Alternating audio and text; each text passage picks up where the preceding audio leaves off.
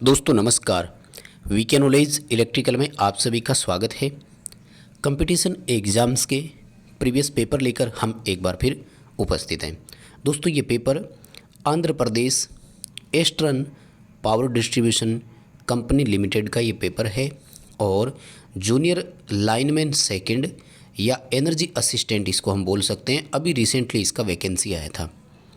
Energy assistant का ये paper है दोस्तों, और अभी ये एग्ज़ाम हुआ है 10 अक्टूबर 2021 को। ऑफलाइन पेपर हुआ है दोस्तों, और इसमें इलेक्ट्रिशियन ट्रेड थ्योरी से संबंधित टोटल 80 क्वेश्चन आए हैं। सभी क्वेश्चनों का हम विस्तार से सॉल्यूशन करेंगे क्योंकि काफ़ी अच्छे क्वेश्चन दिए हुए हैं। स्किप नहीं कर सकते और जल्दी जल्दी में नहीं बता सकते दोस्तों, इसलिए हमने डिसाइड किया है कि इस पेपर को 3 पार्ट में हम सॉल्यूशन करेंगे। आज की इस वीडियो में हम 1 से 25 तक करेंगे दोस्तों। पार्ट सेकंड में आपको 26 से लेकर 50 तक, और पार्ट थर्ड में आपको 51 से लेकर 80 क्वेश्चन तक मिलेंगे। सभी पार्ट को आप ज़रूर देखें। अगर आपने हमारे चैनल पर नए हो, सब्सक्राइब नहीं कर रखा है तो कर लीजिए, ताकि जब भी नेक्स्ट पार्ट अपलोड होंगे तो आपको उसका नोटिफिकेशन भी मिल जाएगा। दोस्तों आपसे निवेदन रहेगा, सभी क्वेश्चन लास्ट तक देखना और आपका स्कोर मुझे ज़रूर बताना कि 25 में से आपका स्कोर कितना रहा। और एक्सप्लेन करने का तरीका पसंद आए तो इस वीडियो को लाइक भी करें, अपने दोस्तों को भी शेयर ज़रूर कीजिएगा। और थोड़ा सा धुंधला दिखाई दे रहा होगा, लेकिन मैं कंप्लीट पढ़ करके आपको सुना दूंगा क्वेश्चन भी, तो मुझे उम्मीद है कि ये आपको अच्छे से समझ में आ जाएगा। नंबर 1 सवाल अपने स्क्रीन पर है दोस्तों। सवाल पूछा गया है कि गोडाउन वायरिंग बनानी है और 4 लैंप को कंट्रोल करना है, कितने 2 वे स्विचों की आवश्यकता होगी। माय डियर, अगर आप मेरे चैनल से लगातार टाइम से जुड़े हुए हैं, बहुत समय से जुड़े हुए हैं, तो ये क्वेश्चन मैंने कई बार करवाया है। आशा करता हूँ कि आपको इस सवाल का आंसर आता होगा, लेकिन चलिए मैं आपको डायग्राम बनाकर बता देता हूँ कि अगर 4 लैंप हो तो हम कैसे कंट्रोल करते हैं। साथियों याद रखें, गोडाउन वायरिंग में जब भी कंट्रोल करना हो तो एक हमेशा 1 वे स्विच लगता है और बाकी सभी 2 वे स्विच होते हैं, हमेशा ध्यान रखो। ओवरऑल लैंपों की संख्या के बराबर ही स्विच की संख्या होती है, यानी टोटल स्विच हमें कितने चाहिएंगे, यहाँ पर 4 ही चाहिएंगे, लेकिन एक हमेशा 1 वे होता है और बाकी सभी 2 वे होते हैं। जैसे हमें यहाँ पर 4 लैंप को कंट्रोल करना है तो एक 1 वे होगा और 3 2 वे होगा। हमसे यहाँ सवाल यही पूछा गया है कि कितने 2 वे की आवश्यकता होगी, सो दैट हमारा ऑप्शन रहेगा डी। 4 नंबर ऑप्शन रहेगा कि 3 लैंपों की आवश्यकता है, 3 स्विच की आवश्यकता होगी।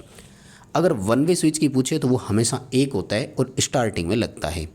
डिटेल से मैंने इस पर क्लास दी हुई है, अगर आप चाहें तो प्लेलिस्ट में जाकर देख सकते हैं। एक बार टेम्परेरी आपको मैं डायग्राम बना दूं तो ऐसे होता है कि न्यूट्रल सबको कॉमन जाएगा, और फेज़ के लिए इस तरह से 2 वे स्विच के कनेक्शन रहते हैं दोस्तों। ठीक है, ये आप अपने स्क्रीन पर देख पा रहे होंगे। तो सबसे पहले 1 वे को फेज मिल जाता है और ये बैक एंड पर सप्लाई देता है, ये आगे को देता है, ये पिछले लैंप को देता है और ये नेक्स्ट को देता है।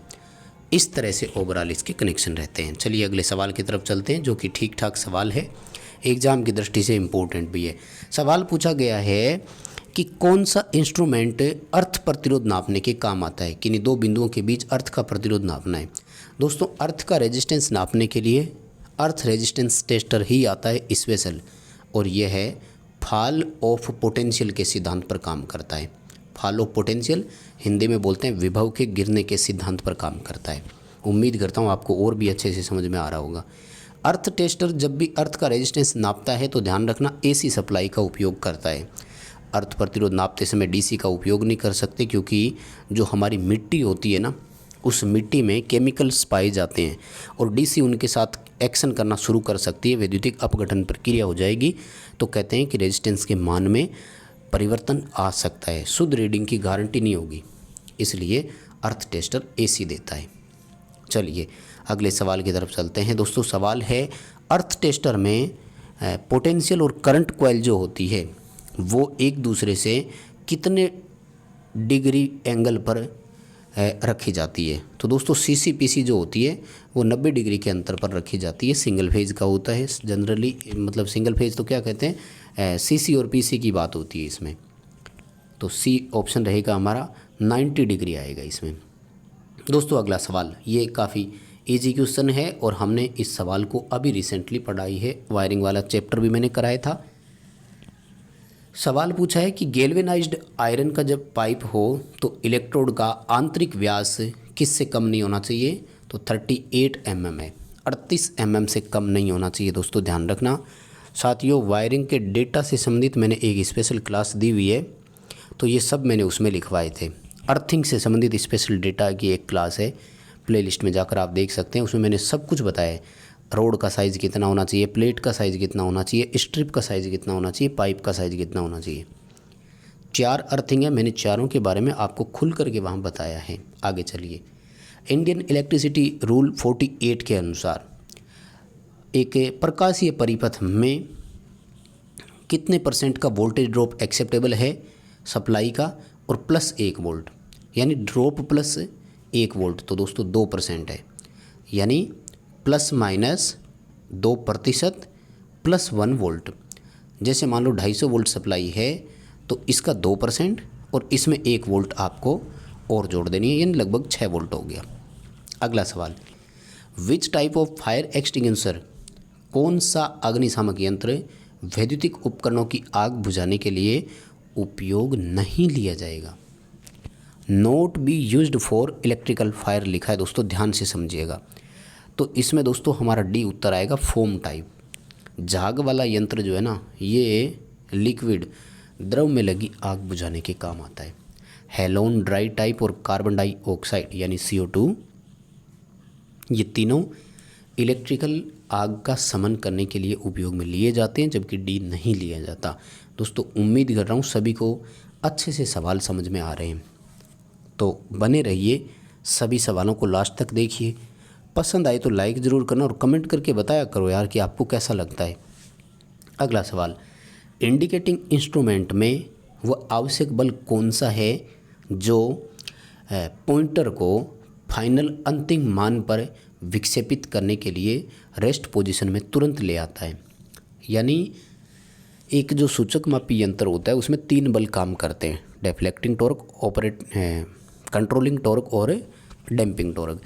तो हमारा पॉइंटर जो होता है ना, वो फाइनल रीडिंग के आसपास गति करता रहता है। विक्षेपक बल और नियंत्रक बल की आपसी प्रतिक्रिया के कारण उसको फाइनल रीडिंग पर स्थिर करने के लिए हमें डैम्पिंग बल की आवश्यकता होती है। ये उत्तर आएगा। अवमंदक बल बोलते हैं इसको, हिंदी में, इंग्लिश में डैम्पिंग फोर्स बोलते हैं। ये दोलन को समाप्त करने के लिए होता है और पॉइंटर को अंतिम मान पर तुरंत स्थिर करने के लिए लगाया जाता है। अगला सवाल है, किस प्रकार का यंत्र आपको दिखाया है। 2 यंत्रों की बात करूंगा एक साथ ही। एक बार नीचे वाले रेक्टिफायर को भूल जाइए, तो अब तो है ये PMMC प्रकार का, परमानेंट मैग्नेट मूविंग कॉइल प्रकार का। एंड जैसा कि इन्होंने क्वेश्चन में दिया है, तो ये है रेक्टिफायर टाइप का इंस्ट्रूमेंट। ठीक है, तो पूरा बनता है permanent magnet rectifier type instrument. B उत्तर सही हो जाएगा। ठीक है, permanent magnet moving coil instrument with rectifier. अगला सवाल, डेड बीट इंस्ट्रूमेंट हैविंग। दोस्तों डैम्पिंग के बारे में बात की जाती है ना, तो क्रिटिकल डैम्पिंग के ही 2 नाम और होते हैं, डेड डैम्पिंग भी बोलते हैं, लेवल डैम्पिंग भी बोलते हैं। ये इंस्ट्रूमेंट वाली क्लास आप देखना, उसमें मैंने करवाया था और मैंने इसके 3 नाम भी बताए थे, क्रांतिक अवमंदक, मृत अवमंदक और लेवल डैम्पिंग के नाम से जानते हैं। 3 इसके नाम होते हैं। तो डेड बीट का मतलब होता है बिल्कुल सही काम कर रहा है इंस्ट्रूमेंट हमारा, जब उसमें क्रिटिकल डैम्पिंग होती है। अगला सवाल, निम्न में से कौन सा इंटीग्रेटिंग यंत्र का उदाहरण है। इंटीग्रेटिंग यंत्र वो होते हैं जो अपने कार्यकाल के दौरान कुल रीडिंग को दर्शाते हैं कि हमने ओवरऑल कितना इसमें आते हैं एनर्जी मीटर टोटल हमारे, तो बी उत्तर हो जाएगा ना, एम्पियर आवर मीटर हो जाएगा। वोल्ट मीटर, एमीटर और पावर फैक्टर, ये तीनों इंडिकेटिंग इंस्ट्रूमेंट के प्रकार हैं, सूचक यंत्र के प्रकार होते हैं दोस्तों। ठीक है ना। अगला सवाल पूछा कि इलेक्ट्रोडायनेमिक टाइप इंस्ट्रूमेंट में moving coil carries proportionate to, यानी जो इलेक्ट्रोडायनेमिक प्रकार का यंत्र होता है उसमें मूविंग कॉइल में किसके समान अनुपात में धारा चलती है। साथियों इस क्वेश्चन से मैं थोड़ा सहमत नहीं हूँ, उत्तर इसमें बी आएगा, वोल्टेज के समानुपाती है, क्योंकि इलेक्ट्रोडायनेमिक जो है ये डायनेमोमीटर प्रकार का इंस्ट्रूमेंट ही हम मानते हैं, और मूविंग कॉइल जो है इसको हम प्रेशर कॉइल भी बोलते हैं, और इसमें वोल्टेज के समानुपाती धारा चलती है। ठीक है, तो बी उत्तर इसका सही आना चाहिए। हालांकि ऑफिशियल इन्होंने नहीं माना है इसको, ए उत्तर सही माना है। अगला सवाल, 2 एलिमेंट और 3 फेज़ एनर्जी मीटर का उपयोग कहाँ करेंगे? तो मोस्ट सूटेबल जो है ये 3 फेज़ 3 वायर के लिए रहता है। इसका कारण क्या है मैं आपको बताता हूँ। 2 वाट मीटर वाली विधि जो होती है ना, वो बैलेंस और अनबैलेंस दोनों में लगती है, लेकिन उसकी एक शर्त होती है कि जब अनबैलेंस 3 फेज़ 3 वायर में होना तभी वो काम करेगा। अगर 3 फेज़ 4 वायर में अनबैलेंस है ना, तो 2 वाट मीटर विधि वहाँ पर उपयुक्त नहीं है। 3 फेज़ 4 वायर के लिए केवल आपका 3 वाट मीटर मेथड ही काम कर सकता है। तो यहाँ पर सी उत्तर रहेगा, 3 फेज़ 3 वायर। अगला सवाल पूछ रहा है कि एक 3 फेज़ एनर्जी मीटर में ब्रेकिंग सिस्टम में त्रुटि का कारण निम्न में से कौन सा हो सकता है? देखो, ब्रेकिंग सिस्टम का मतलब होता है रोकना, और एनर्जी मीटर में ब्रेकिंग सिस्टम का मतलब यहाँ पर ये हो गया कि या तो वो गति तेज़ चल रही है या वो गति अधिक कम कर रहा है, मतलब निर्धारित मान से कम या अधिक गति कर रहा है। ब्रेकिंग सिस्टम टाइम पे ब्रेक नहीं कर रहा या टाइम से पहले ब्रेक कर रहा है।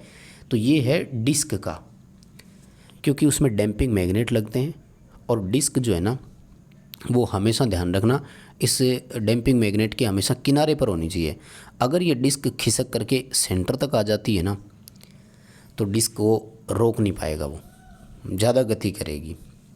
सी उत्तर आएगा, चेंज इन डिस्क रेजिस्टेंस। अगला सवाल है, it is required to provide to reduce the error in PT. PT में त्रुटि कम करने के लिए क्या किया जाना चाहिए?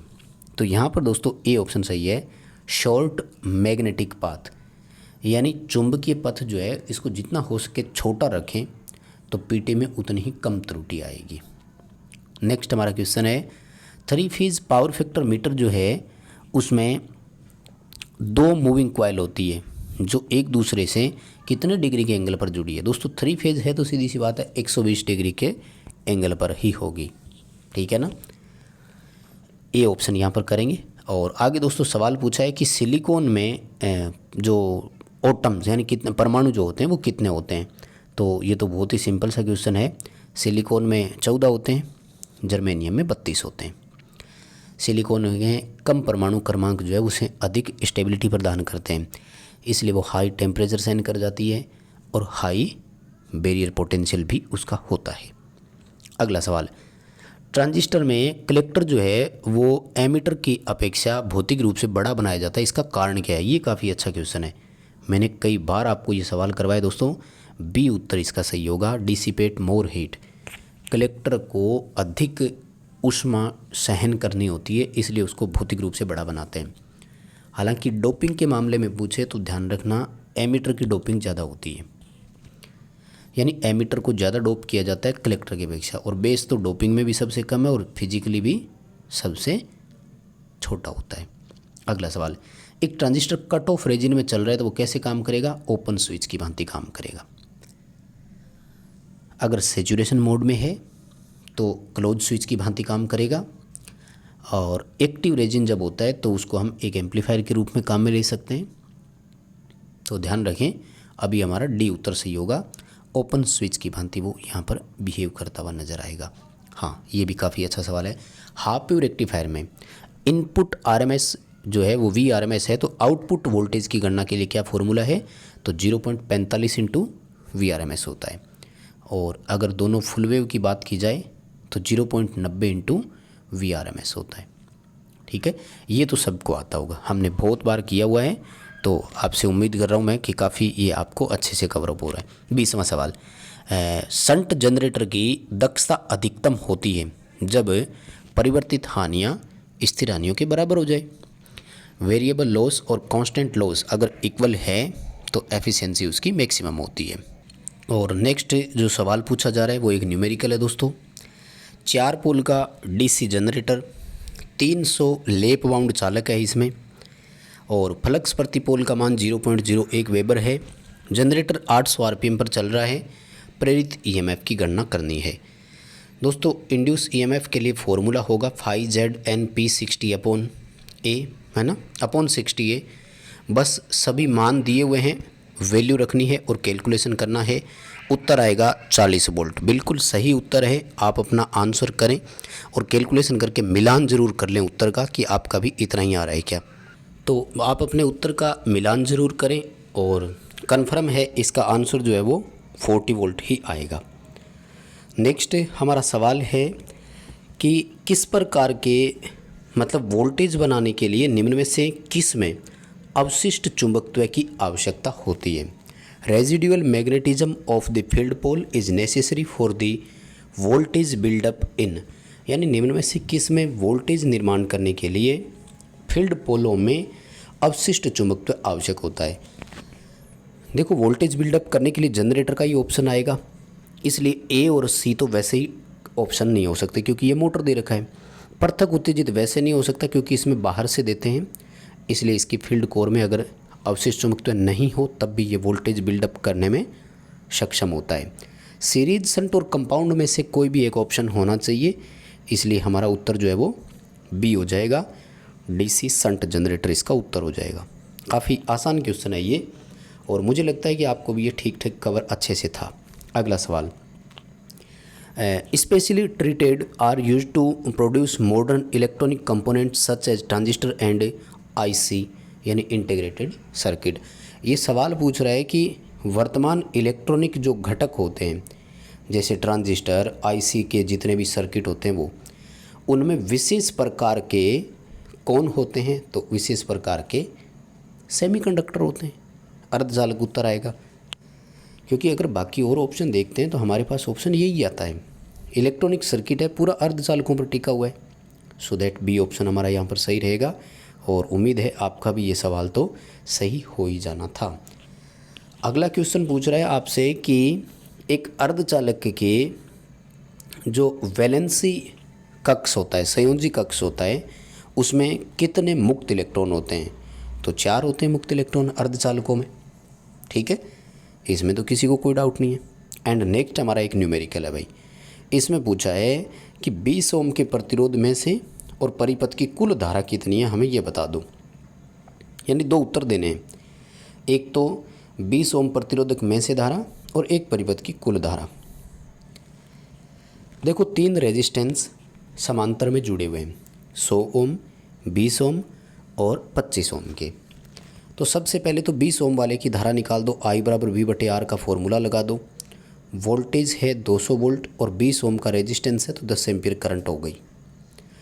अब दोनों शाखाओं की करंट और निकाल दो, 200 वोल्ट है और 25 एम्पीयर है, 25 ओम है, 8 एम्पीयर करंट हो गई इसकी। 200 वोल्ट है और 100 ओम है, 2 एम्पीयर करंट हो गई इस शाखा की, यानी 8 एम्पीयर, 10 एम्पीयर और 2 एम्पीयर।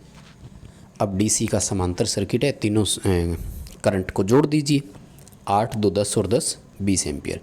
तो हमारा यहाँ पर जो है डी ऑप्शन सही हो जाएगा।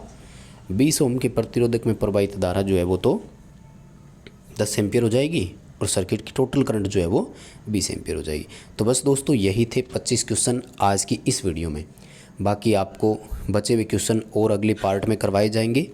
उसके लिए चैनल को सब्सक्राइब करके रखें, नोटिफिकेशन बेल आइकन प्रेस करके रखें, जब भी वीडियो अपलोड होगा आपके पास नोटिफिकेशन आ जाएगा। कमेंट करके ज़रूर बताना आपका स्कोर कितना रहा। वीडियो को लाइक करना, दोस्तों को शेयर करना, चैनल पर नए हो तो सब्सक्राइब जरूर करना। डिस्क्रिप्शन में लिंक दिया हुआ है, हमारा ऐप डाउनलोड जरूर करना।